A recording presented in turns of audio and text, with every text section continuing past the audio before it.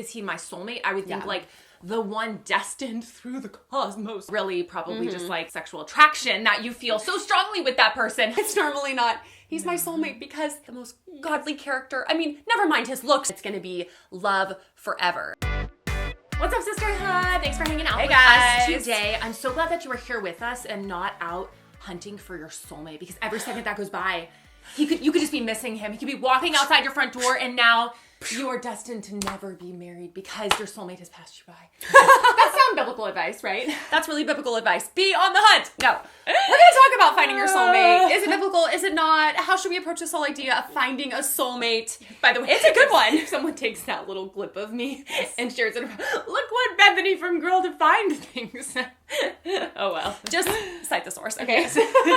This is going to be a great conversation. Stick with us. We want to give a huge shout out to all of you who are our Patreon supporters. Yes, thank you so much. Boom. Y'all are the bomb. Literally, you are the backbone of Girl Define. Your support, giving $1 or $2 per video we make, enables us to keep going. And if you're like, I want this content on YouTube, I don't want to see a channel like this, a Christian channel bringing biblical content, I don't want to see this go away, then we need your help. Come join us, partner with us, and our way of saying thank you to you every single month is we actually create new monthly products for our Patreon family. We have fun chats, Q&As, quarterly Zoom calls, and then every month you get a free product to help you grow in your faith, to help you tackle everyday issues, to help you stand strong for Christ. And just to give you an idea of some of the things you'll get, this is actually the newest one. So just the correct way to show it.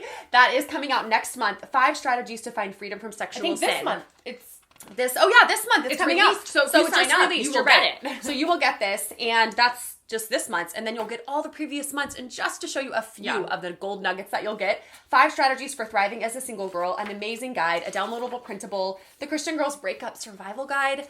Y'all, we get emails all the time from you saying, I just went through a breakup, my friend went through a breakup, the girl I'm mentoring went through a breakup. Such a helpful resource. Or the Psalms, a 7-day devotional through the Psalms, some of our favorites. Oh, you get all of this. Battling sexual temptation. And more. Fighting through more. I mean, y'all, it just goes on and on. You get every single one of these, plus every new product from here on out. So head on over to patreon.com/girldefined. That's awesome. But boom, what's boom. more awesome is this conversation we're about to have. Okay. Because it is soulmates. We get asked that all the time. Like, okay, how do I know if he's my soulmate? And I think you were just reading me a statistic. Like, how many people, women... Yeah. So a university study, and we actually talk about this in our book, Love Defined. A university study found that 94% of women surveyed, single women in their 20s, said that the number one requirement for a man to be their husband, what they're looking for in a spouse, is that he needed to be their soulmate. And what do you think that means, though? Like, when you say that, it's like, if I were to say it, like, is he my soulmate? I would think, like, the one destined through the cosmos, or as a Christian, like, the man that God has for me, and no one else, I could not marry anyone else, it has to be this one.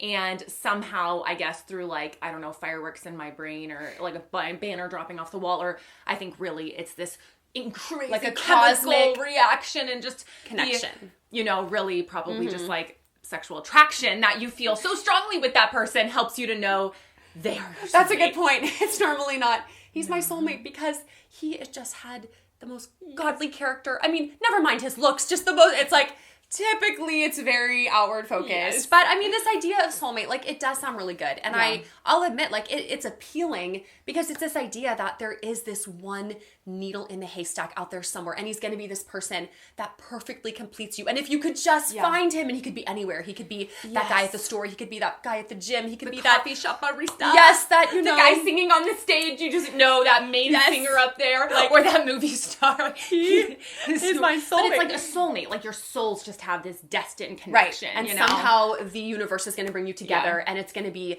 love forever. But there's a problem, right? Because if 94% of women are using the soulmate model, like someone that just feels like my soulmate, then why are the divorce statistics so high? Like, if this is bringing people together for lifelong, beautiful marriages till death do us part, why are we seeing so much brokenness and marriages falling apart, and women later on saying, I thought he was my soulmate, but now I'm not sure. So I'm questioning everything. Because if you viewed soulmate through, like, they're my soulmate, and no matter what happens, like, we are destined to be, so I'm never going to leave you. But the soulmate whole idea must be based on something so much more shallow, because you marry this person thinking, yes, they're my soulmate. And then 5 years later, if you last that long, you're like, well, things have changed. He's changed. He's so different now. So like he was supposed to complete me, but he's not. He's not completing me, and I'm kind of feeling like maybe I didn't end up with my soulmate, you know? So really, you're just basing it on attraction, how you're feeling, how it just feels so right in the moment. Infatuation is just driving it. And so that's truly what I think the whole idea of soulmate is built upon, and that's why divorces happen, because it's really based on infatuation, which cannot last, you know? Yeah, and we know there's so many more complexities that go into relationships and people who get divorced. Like, we're not saying we know everything all about that, but I mean, this idea as if you're unmarried, right, and you're like, would like to get married someday, and I'm, you know, evaluating all the guys I know, and there's guys asking me out, like, how do I know if he's the one, right? First of all, we recorded an entire podcast on this. So about like, how do I know if he's the one? I actually had a conversation with my husband, Zach. It was really awesome. So you need to go listen to that at the Girl Defined show, wherever podcasts are available, to get like a deep dive also in Love Defined. But I think you nailed it. Like, some of the biggest problems is that you are looking for someone who's going to complete you in every single way. You're expecting there to be this forever, lifetime cosmic connection, which we have infatuation forever, right? Which we would say we have pretty awesome husbands, like really godly, amazing husbands, but they're not perfect. No, and we're not perfect. We're not perfect, not even close. Do we feel a 100% cosmic connection every moment of the day? Well, it's different. You don't feel that. I don't even know what that cosmic connection is. I'm just saying you're like overwhelmed by these feelings. I've heard it said that if we lived in a world where everyone was riding on this infatuation, in that moment we were just like, oh, like we would live in a non-functioning world, because people's brains would just be like not able to operate well, which is why, you know, when we're in love, often we make such foolish decisions because we're not thinking clearly, we're not seeing clearly. So God, in his gracious mercies, actually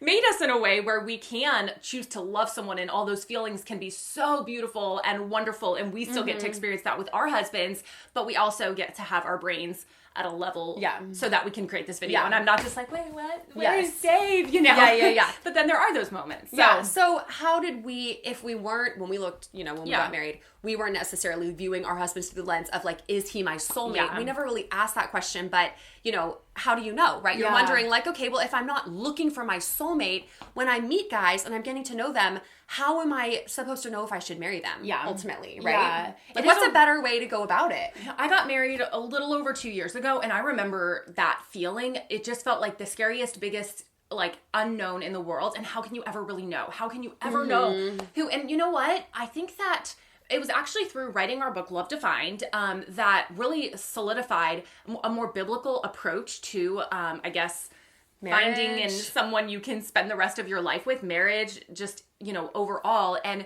what I didn't see in the Bible was God saying, okay, you've got to find that one. There's one person out there, and if you miss it, tough luck. You're with the wrong one forever, you know? No, there was a much more like wisdom-based approach. And I think that marriage, when you study it and you see like, wow, this is a lifelong commitment, a covenant that I am choosing to enter into, then you can back up and say, okay, what kind of man do I want to choose to love and spend the rest of my life with? Okay, I'd love to marry a man who loves Jesus, who has a personal relationship with God, who is plugged into his church, who is, you know, things like a hard worker, has a basic ground of character, moral character, you know, isn't struggling ongoing with like big habitual sin right now, you know, he has freedom in his life. So you think of these things character-wise, and you're like, okay, that's the kind of man I want.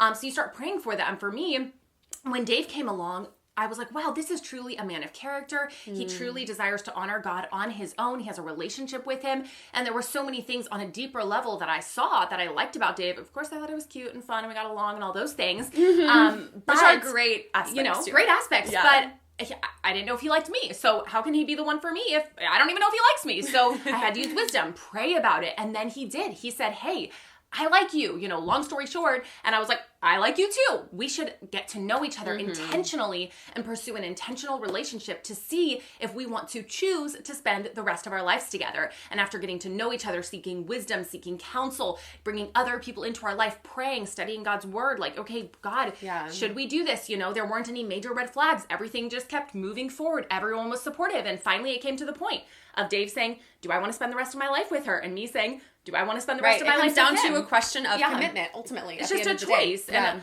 he wanted to and I wanted to back. And so when he asked me to marry him, I said yes. And I wasn't saying yes to him being the one or him being my soulmate. I was saying yes to this man that I knew both of us would grow and change and life would throw hurdles our way and we would not be the same people we are in 5 years. But I was saying yes to going on this journey with this man for better or for worse, truly, and committing to being in that covenant with him till death do us part. And once I married him, I knew he's the one because I will not be with anyone else, unless God forbid one of us were to die. And so it's like, I am saying yes till death do us part. And that's how I know. I look at Dave and I'm like, you're the one for me because I'm married to you. Yes, that's I love that. That's kind of how I knew Dave was the soulmate. I think you and Zach shared how you knew. We shared that whole story. So you can hear her whole story on the podcast. On the podcast, The Girl Defined Show. And, we'll just close on that because I think it's such, if you think about it, you really are, biblically, marriage is called to be a lifelong covenant between a husband and a wife, reflecting that faithful picture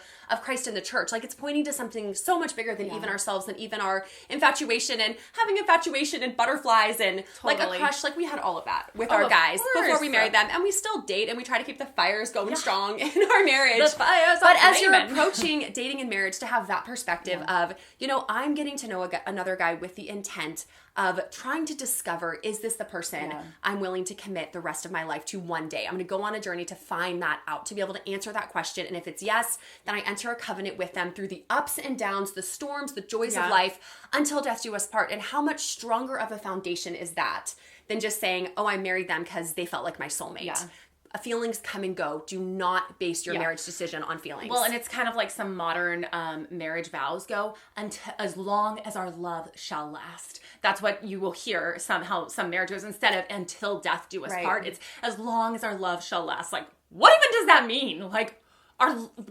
Yeah, you might not always feel like you love your spouse in marriage, but it's that commitment, that faithfulness to Christ that keeps you strong. It's a choice. Keeps you committed. It's a choice through the ups and the downs. So, y'all, if you were intrigued by this conversation, grab a copy of Love Defined. I would have died for this book. Honestly, when I was younger, before I was married, it would have helped me so much just navigate so many of the practical aspects of relationships that the Bible gives us principles, gives us wisdom, and then we just break that down to make it real for the questions you have in your life right now. So grab a copy of Love Defined and then come hang out with us over on Instagram. That's where we're hanging out. That's where we're continuing this conversation about soulmates, the one, infatuation, dating. So come hang out with us at Girl Defined.